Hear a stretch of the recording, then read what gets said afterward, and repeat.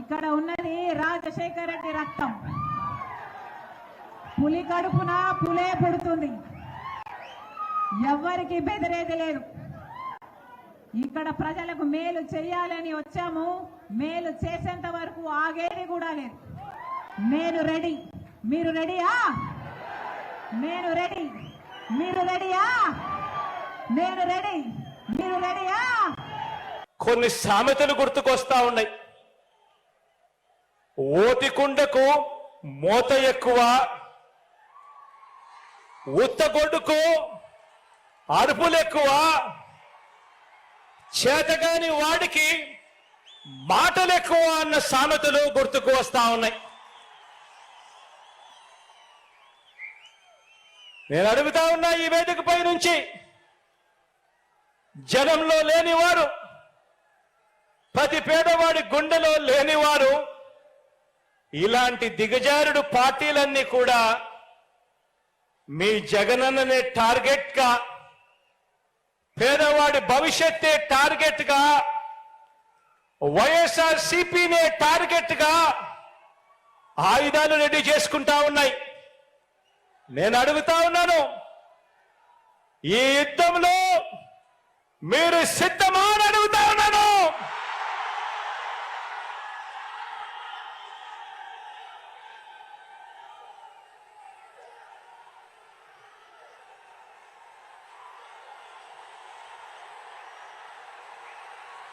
నేను సిద్ధం.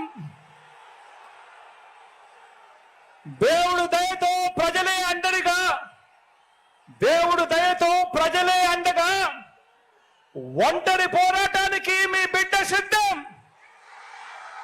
మీరు సిద్ధమా అని అడుగుతా ఉన్నాను. వారికి దిక్కులు పిక్కటిల్లేలా సమరనాదం చేస్తూ, ఎన్నికల శంఖారావం పూరిస్తూ సిద్ధమని ఇక్కడి నుంచే వైఎస్ఆర్సీపీ పిలుపునిస్తా ఉంది అని చెప్పి సందర్భంగా తెలియజేస్తా ఉన్నాను. 2024 మరో 60 రోజుల నుంచి 70 రోజుల్లో ఎన్నికలు జరగనున్నాయి. ఆ ఎన్నికలకు మీరు సిద్ధమా అని అడుగుతా ఉన్నాను. దుష్ట చతుష్టయాన్ని, గజ దొంగలముతాను ఓడించేందుకు సిద్ధమా అని అడుగుతా ఉన్నాను మీ అందరినీ.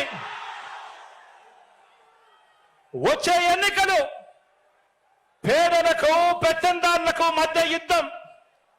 వచ్చే ఎన్నికలు వారి వంచనకు మన విశ్వసనీయతకు మధ్య యుద్ధం.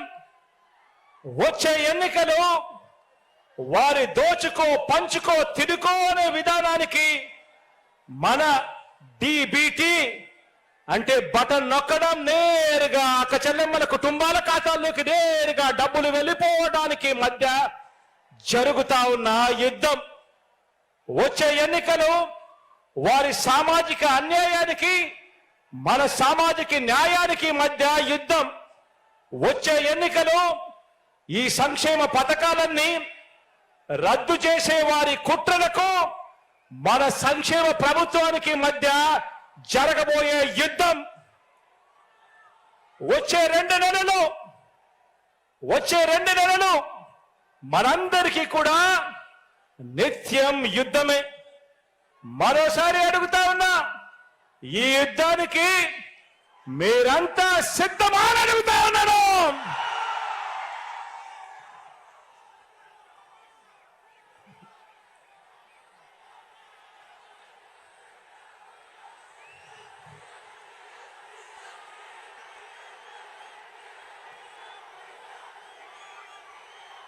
ఈ 70 రోజులు ప్రతి ఒక్కరూ ఒక సైన్యంగా పనిచేయాలి. ప్రతి ఒక్కరం ప్రతిపక్షం 10 వైపుల నుంచి చేసే దాడుల్ని, వారి ఎల్లో మీడియాని, వారి సోషల్ మీడియాలో చేసే దుష్ప్రచారాన్ని తిప్పికొట్టాలి. అందుకు మీరు సిద్ధమేనా అని అడుగుతా ఉన్నాను. ప్రతి ఒక్కరి చేతుల్లో సెల్ ఫోన్ ఉన్నాయా అని అడుగుతా ఉన్నాను. ఆ సెల్ ఫోన్లే మీకు అస్త్రాలు అని సందర్భంగా చెప్తా ఉన్నాను. సోషల్ మీడియాను శాసించేది ఇక మీదట సెల్ ఫోన్ ఉన్న ప్రతి పేదవాడు శాసించబోతా ఉన్నాడు అని చెప్పి సందర్భంగా తెలియజేస్తా ఉన్నాను. మీది వైఎస్ఆర్ కాంగ్రెస్ పార్టీ కాదు. వై అంటే వైవి సుబ్బారెడ్డి గారు, ఎస్ అంటే సాయిరెడ్డి గారు, ఆర్ అంటే రామకృష్ణ, సజ్జల రామకృష్ణ గారు. ఇలా తయారయ్యింది ఈ రోజు వైఎస్ఆర్ కాంగ్రెస్ పార్టీ. దీంట్లో వైఎస్ఆర్ గారు లేరు. ఇది జగన్ రెడ్డి పార్టీ, ఇది నియంత పార్టీ, ఇది ప్రజలను పట్టించుకోని పార్టీ, ప్రజా సమస్యలను పట్టించుకోని పార్టీ, ప్రజల ప్రయోజనాలను తాకట్టు పెట్టి బీజేపీకి బానిస అయిన పార్టీ. ముప్పేటి దాడి చేస్తున్నారు నా మీద, అన్ని వైపుల నుంచి దాడి చేస్తున్నారు నా మీద. నా సొంత వాళ్ళు అనుకొని 3800 కిలోమీటర్ల పాదయాత్ర చేశాను. నా బిడ్డలను, నా ఇంటిని పక్కన పెట్టి వైసీపీ పార్టీని ఒకప్పుడు నా భుజస్కంధాల మీద వేసుకొని నిలబెట్టాను. మనసు పెట్టి పనిచేశాను. నా రక్తం ధారపోశాను, నా చెమట ధారపోశాను. అదే వైసీపీ పార్టీ ఈ రోజు నా మీద దాడి చేస్తుంది. నా మీద ఎన్ని రకాలుగా దాడి చేసినా పర్వాలేదు. ఇక్కడ ఉన్నది రాజశేఖర రెడ్డి బిడ్డ. ఇక్కడ భయపడే వాళ్ళు ఎవ్వరూ లేరు. మీకు చేతనైంది చేసుకోండి. నేను రెడీ, మీరు రెడీయా? నేను రెడీ, మీరు రెడీయా? 8 లక్షల కోట్ల అప్పు చేస్తే ఆ 3,60,000 ఈ 8 లక్షలు మొత్తం కలిపి 11,50,000 కోట్ల రూపాయలు ఈ రోజు మన రాష్ట్రానికి అప్పు ఉంది. మరి 8 లక్షల కోట్ల రూపాయలు అప్పు తెచ్చారు కదా, మరి ఆ 8 లక్షల కోట్ల రూపాయలతో ఏమి చేసినట్టు? మనకు రాజధాని ఉందా? ఆ 8 లక్షల కోట్ల రూపాయలతో మనకు రాజధాని కట్టుంటే సరే, ఇంత అప్పు చేశారు, మనకు రాజధాని అయినా వచ్చిందిలే అనుకోవచ్చు. లేదు, ఆ 8 లక్షల కోట్ల రూపాయలతో పోలవరం ప్రాజెక్టు కట్టడానికి 55,000 కోట్లు అవుతుందంటున్నారు. మీరు 8 లక్షల కోట్లు అప్పు చేశారే, మరి 55,000 పెట్టి పోలవరం ప్రాజెక్టు పూర్తి చేస్తున్నా మన రాష్ట్రంలో 20 లక్షల ఎకరాలకు సాగునీరు వచ్చేది. ఏ పరిశ్రమ రాకపోయినా మన వాళ్ళు అన్నపూర్ణగా బతికేసేవాళ్ళు. పోనీ అదైనా చేశారంటే పోలవరం ప్రాజెక్టు కూడా కాలే. పోనీ 8 లక్షల కోట్ల రూపాయలు తెచ్చారు కదా, మరి ఏ ఇతర అభివృద్ధి అయినా జరిగిందా మన రాష్ట్రానికి? అంటే పరిశ్రమలు వచ్చాయా? ఇన్ఫ్రాస్ట్రక్చర్ వచ్చిందా? ఏమొచ్చింది? మన కనీసం మెట్రో అయినా వచ్చిందా? విజయవాడ, విశాఖపట్నం లాంటి వాటికి కూడా మెట్రో అయినా ఉందా? అంటే మనం ఒక్కటంటే ఒక అభివృద్ధే జరగాలి. 8 లక్షల కోట్లు మాత్రం మన నెత్తిన అప్పు మిగిలింది. కానీ అభివృద్ధి చూద్దామా అంటే రాష్ట్రంలో ఎక్కడ చూసినా అభివృద్ధి కనిపించడం లేదు. కారణం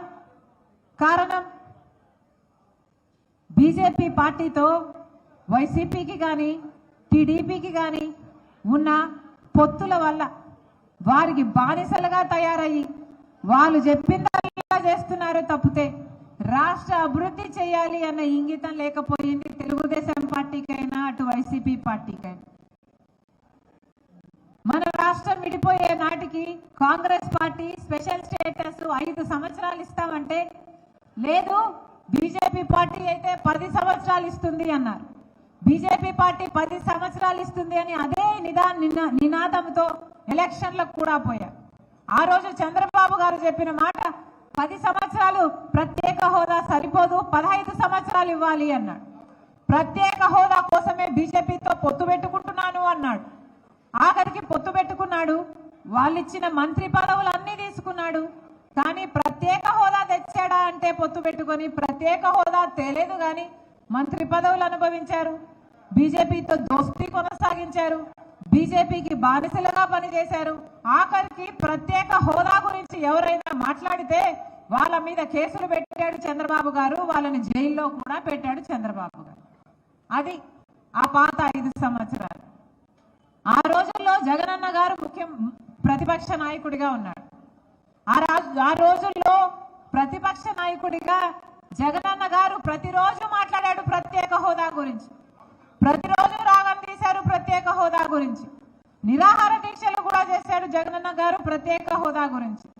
ఇంకొక మాట కూడా అన్నారు, మూకుమ్మడిగా అందరూ ఎంపీలను రాజీనామా చేద్దాం, ఎంపీలందరూ రాజీనామాలు చేస్తే ప్రత్యేక హోదా ఎందుకు రాదో చూద్దాము అని టీడీపీ పార్టీని సవాలు చేసిన మహానాయకుడు, మహాప్రతిభ ప్రాజెక్టు రాజశేఖర రెడ్డి గారి డ్రీమ్ ప్రాజెక్ట్. పోలవరం ప్రాజెక్టు 20 లక్షల ఎకరాలకు నీళ్ళిచ్చే project. Polavaram project Polavaram project కేంద్ర ప్రభుత్వం ఎందుకంటే ఆ రోజు జాతీయ హోదా ఇస్తామన్నారు. మరి పోలవరం ప్రాజెక్ట్ అయినా తెచ్చుకోవడానికి మీ దోస్తి పనికొచ్చిందా అంటే దానికి కూడా పనికి రాలేదు జగనన్న బీజేపీ దోస్తి. మరి దేనికి పనికొచ్చినట్టు? బీజేపీ మనకు ఏమి సాధించిందని ఏమిచ్చిందని బీజేపీతో దోస్తి చేస్తున్నారు. పోనీ 3D గ్రాఫిక్స్ సినిమా చూపించాడు చంద్రబాబు గారు. జగనన్న గారేమో 3 రాజధానిని మొత్తం గందరగోళం చేశారు. 3 రాజధానులు కాదు కదా, ఇప్పుడు ఒకటన్నా మనకు రాజధాని ఉందా? పోనీ 3 ఉన్నాయా? ఏదుంది అంటే ఏదీ లేకుండా ఉంది. మనం ఏం సాధించుకున్నట్టు? ఇప్పుడు చంద్రబాబు గారైనా వైసీపీ జగనన్న గారైనా బీజేపీకి బానిసలుగా మారారు.